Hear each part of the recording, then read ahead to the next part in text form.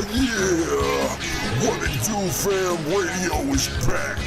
Hosted by the Real McCoy, the Evil, and the MF and Dirty. This is the new world order of internet radio. What It Do Fam Radio.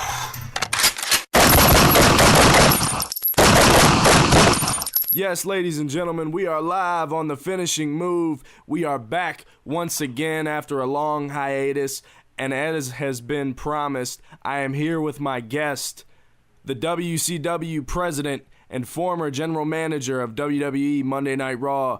Ladies and gentlemen, he is the mastermind himself, Mr. Eric Bischoff. I'm back, and I'm better than ever. Got a knack for making things better. Face facts, 'cause your opinion don't matter. This a maniac is gonna step on whomever.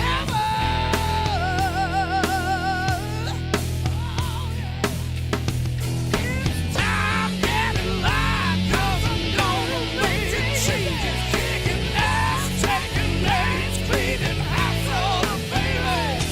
I'm burning out the dead wood, burning down time. 'Cause it's only my way, so get your ass in line.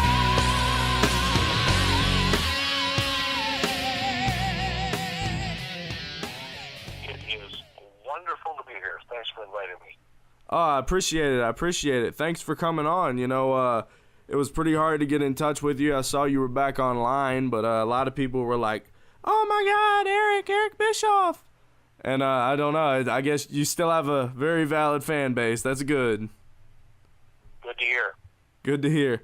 All right, well, I took a couple of questions, and I got a couple of myself. And first of all, of course, thank you for being on the show. We really appreciate it.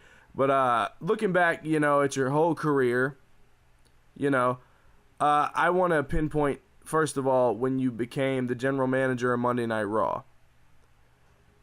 So All right. my thoughts on that, how did you feel? Like, how were you feeling when you got that call and when you came back into it? You know, I know there was a little bit of apprehension there, maybe.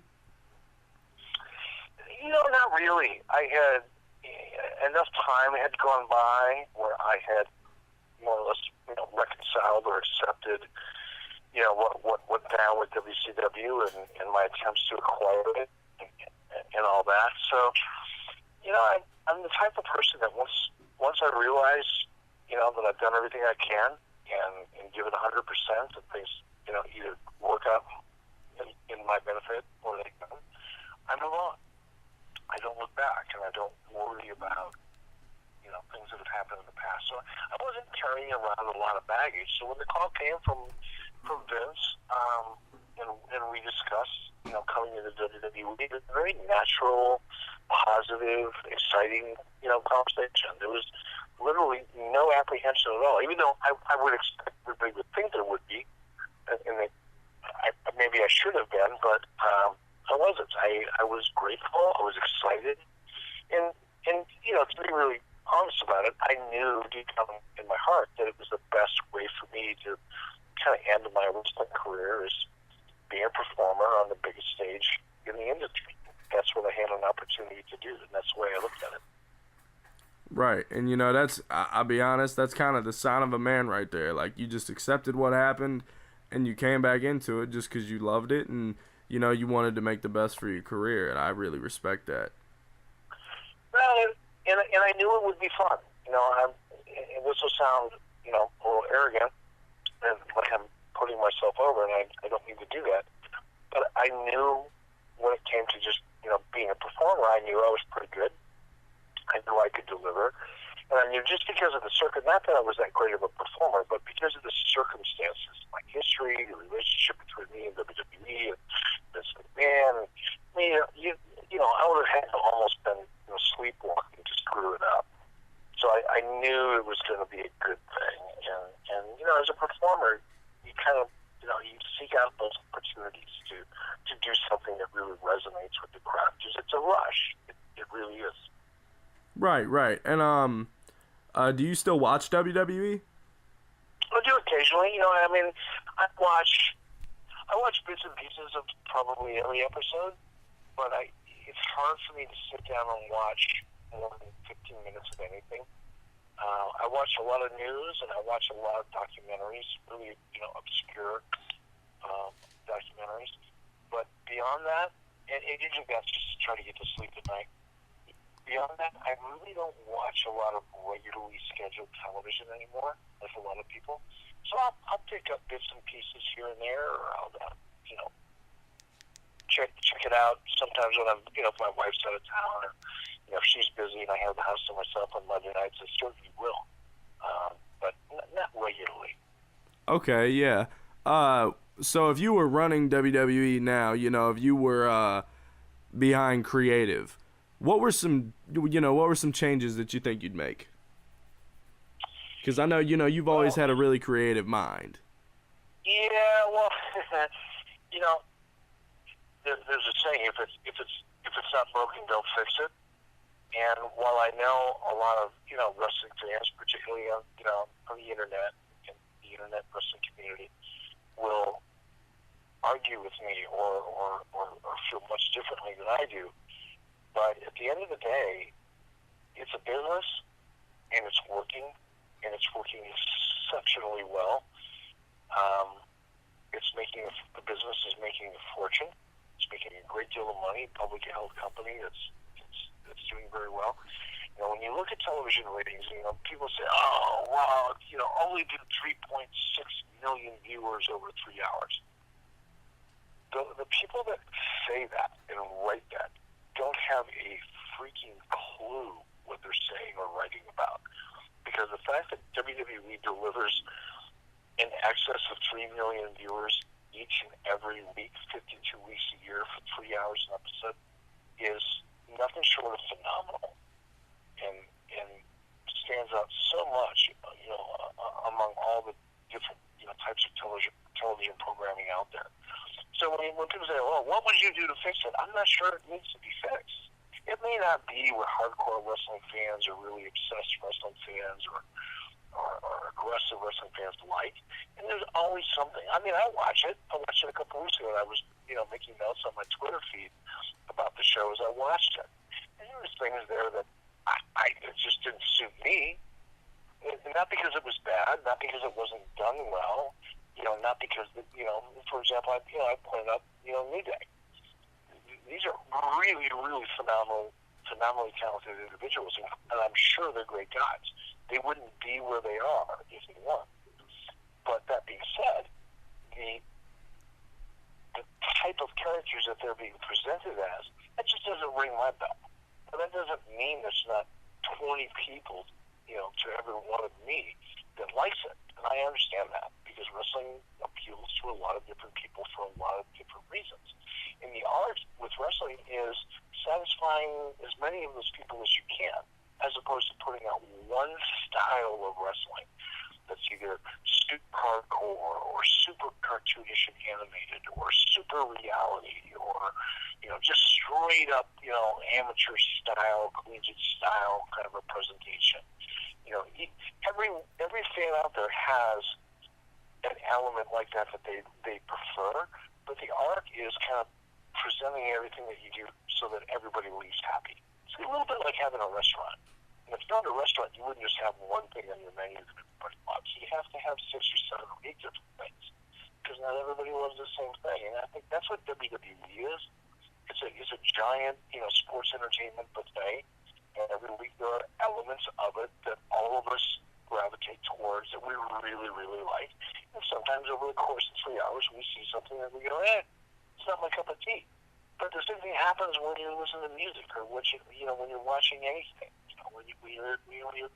There's parts of a movie that may not be your favorite part of the movie, but the overall product is really good. And that's kind of the way I feel about WWE. So to answer your question, I'm not going to change the damn thing. I'm going to try to perfect what they're doing because it's working really well. Absolutely.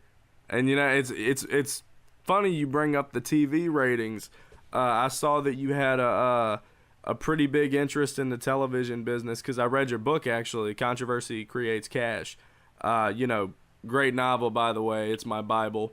So what I would like to ask, referring to that book actually, is, how long did it take you to put that together? Was that like a new thing for you to create a novel and just tell your stories all out? Yeah,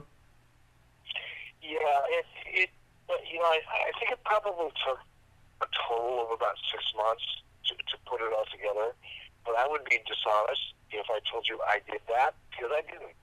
There was a guy, a writer, that wrote the book with me, and he was seated on the cover of the book. Jeremy Roberts is a writer who's written several books, some of them New York Times bestsellers. And he was really the guy who helped me organize my thoughts. He did the research. He really did the work. My job was really to kind of fill in the color and fill in the blanks and provide the detail and the history. But Jeremy really did all the work and made that book, make sense and come together in a flow. So whatever anybody thinks of that book, it may be my story, but it was his work. Okay. Yeah, and your story, definitely an interesting story. Probably one of my favorite parts from that was where you were talking about when you were younger, you were selling the, I guess they were the little Ninja Star, the Ninja Dart toys, I think.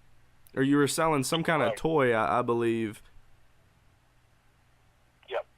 That was, that story was really in essence, it was the catalyst of my wrestling story, because that game, and because of my desire to try to figure out a way to sell that game into marketing, that I first, was introduced to Greg Gagne.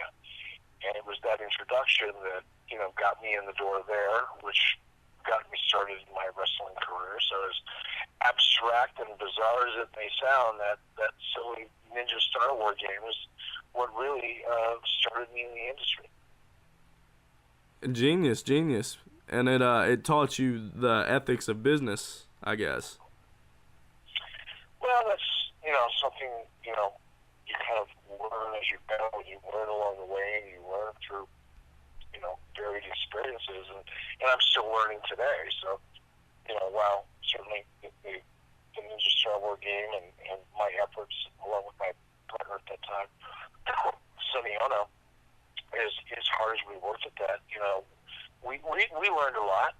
We gained a lot of experience because it was something we'd never done before. It was, virgin territory for us. So anytime you launch a business and you engage in a business that you've never done before, you're certainly, hopefully, going to learn a lot. You don't need that.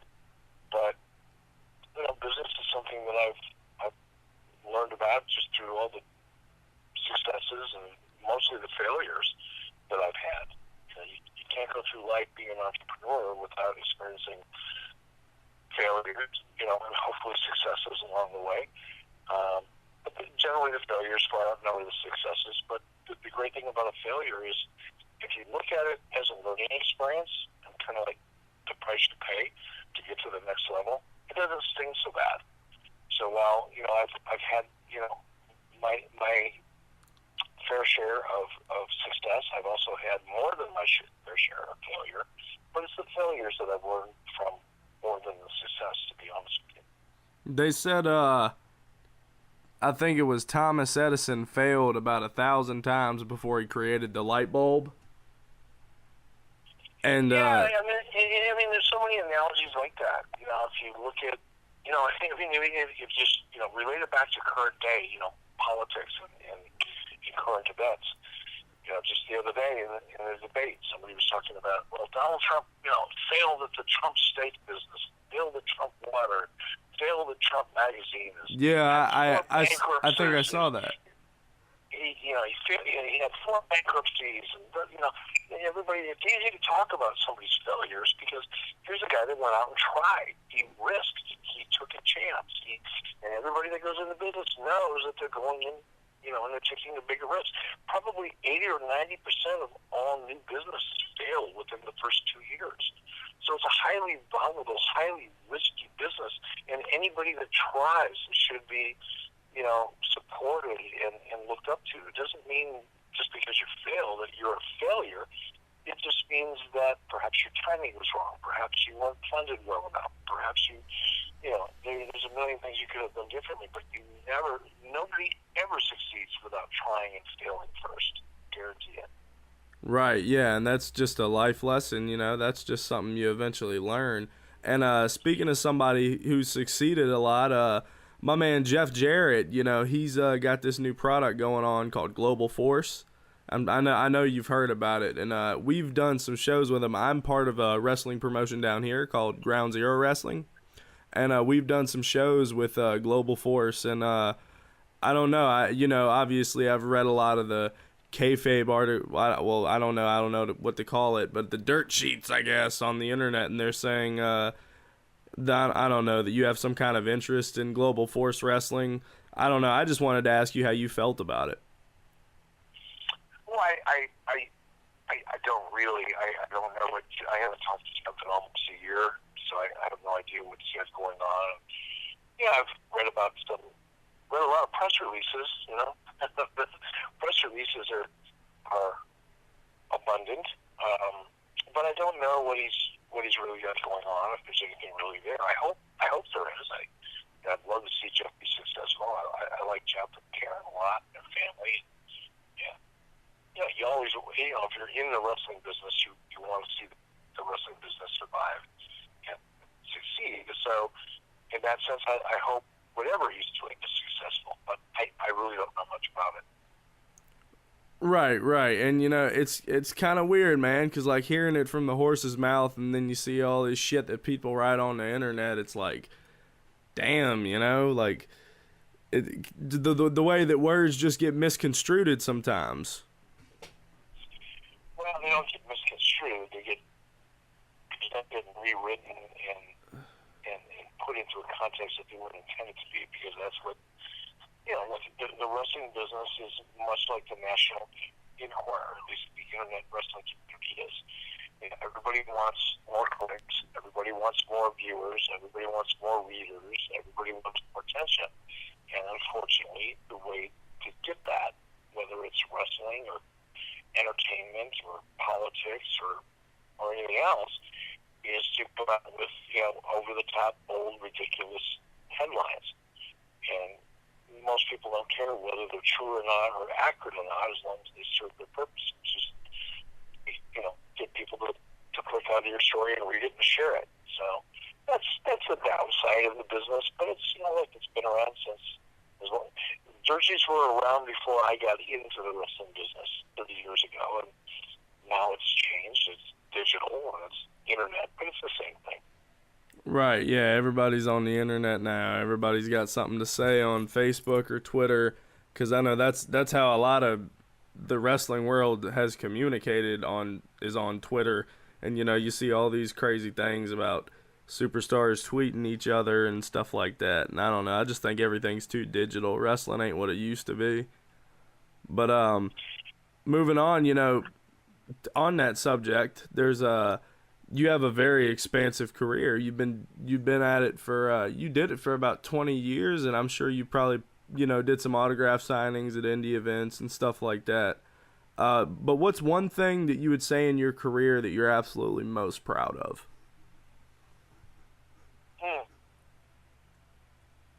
Good question. I think it's hard. That's a hard one. Oh, he's scratching his head. It's hard to articulate, but because I don't want to sound like I'm patting myself on the back and putting myself over, because I usually find that really obnoxious when I see other people doing it. But I think it's fair and objective to say that I had a pretty significant hand in creating what most people would recognize as the golden age of sports entertainment, at least within recent times, certainly within recent times, the last 20 or 25 or 30 years. I got to be a part of that, and a significant part of it. And I'm grateful for that. that's what I'm probably most proud of. And it wasn't just me. It was a combination of timing, circumstances, my own, world at that time, and what wrestling should be, and my own experience at that time within the wrestling business. So it's just a lot of really unique circumstances that kind of all came together at a really, really great moment and provided an opportunity to do something really special. And I had a big hand in that, and I'm proud of it and grateful for it. But I also know that it was also a lot of other people. It was my staff. It was production people that came up with great ideas. It was the talent themselves that helped create great opportunities and ideas. It was our competition. If we wouldn't have had the WWE to compete with at the time, it wouldn't have been a battle. And if it wouldn't have been a battle, it wouldn't have been as big a deal. So, without controversy creates cash. Without sounding too corny, there was just so many people that were a part of it, but I just happened to be kind of a little bit in the epicenter of it, and I'm grateful for that. Right, yeah. Speaking of WWE, man, I know you probably get asked this 35,000 times a day, but, could we ever expect to see you back? I doubt it. I can't see a scenario that would make any sense. But I don't think about it a whole lot, so maybe there is one. But I think it's unlikely. I'm 60 years old. I'm kind of outside the demo. People have seen my shtick.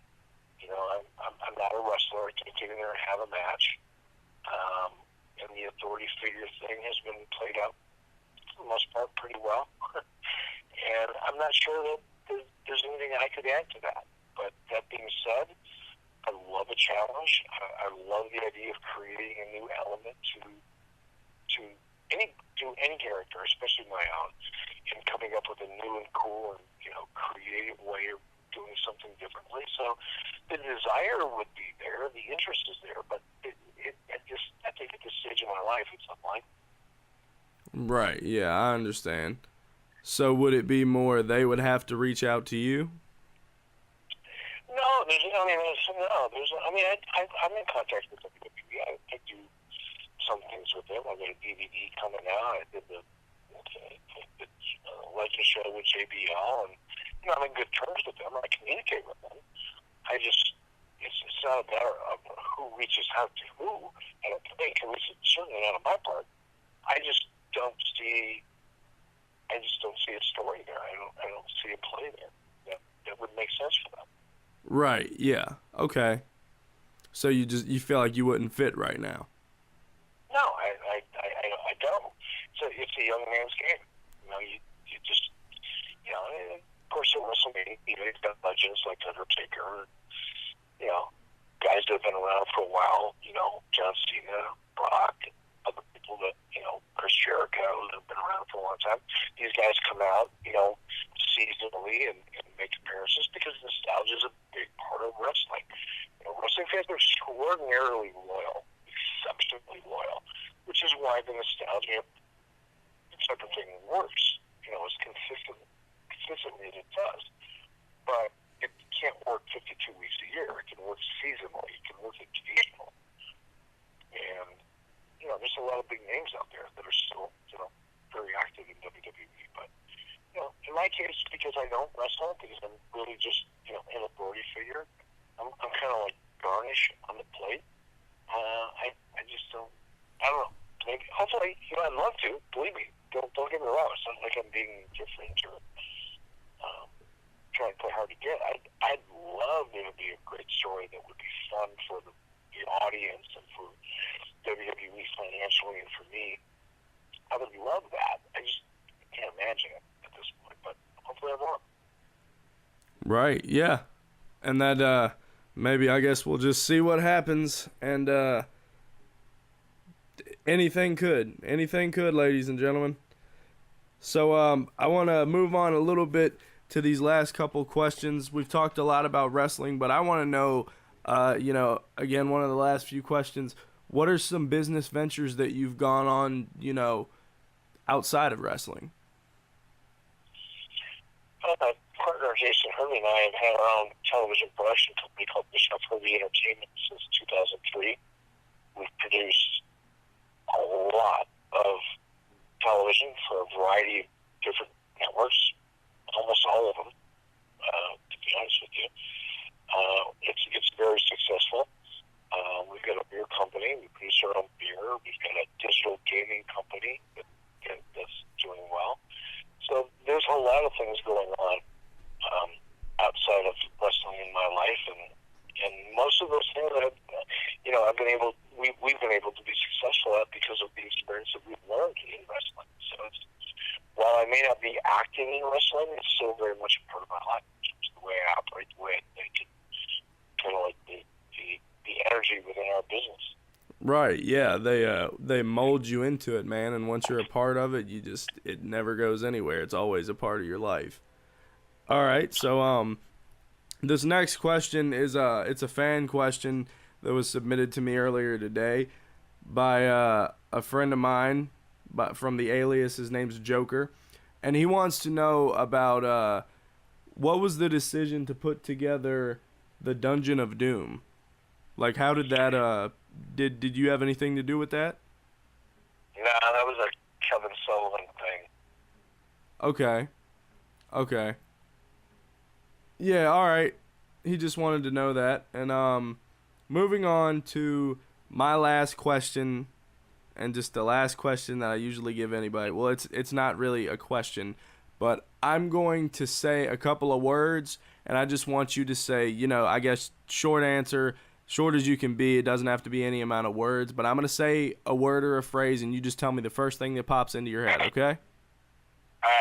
All right. Vince McMahon.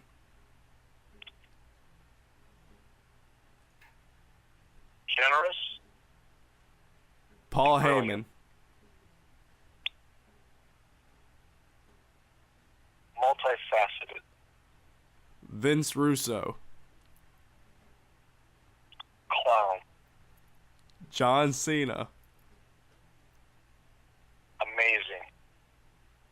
Eric Bischoff.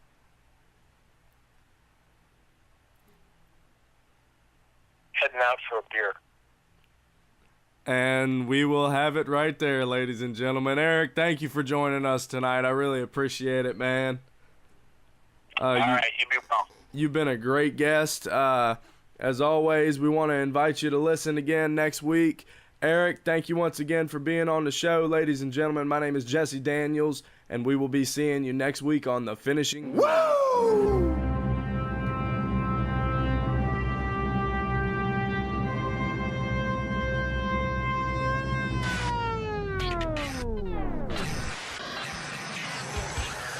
Oh yeah! What It Do Fam Radio is back. Hosted by the Real McCoy, D-Evil, and the MF and Dirty. This is the new world order of internet radio. What It Do Fam Radio.